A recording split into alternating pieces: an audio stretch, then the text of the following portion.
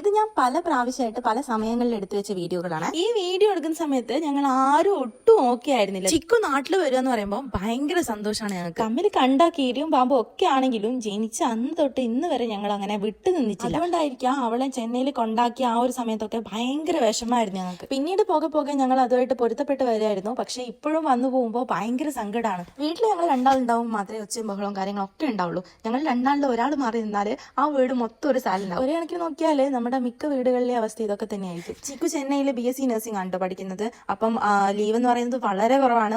ഒന്നോ രണ്ടോ ദിവസത്തെ ലീവ് കിട്ടിയാൽ അവർക്ക് അങ്ങനെ നാട്ടിലേക്ക് വരാനൊന്നും പറ്റില്ല. കുറച്ച് ദിവസം ഇവിടെ നിന്നിട്ട് തിരിച്ചു പോകാന്ന് പറയുമ്പോൾ ചിക്കുവിനെ സംബന്ധിച്ചിടത്തോളം ഓക്കും ഭയങ്കര ബുദ്ധിമുട്ടുള്ള ഒരു കാര്യമാണിത്.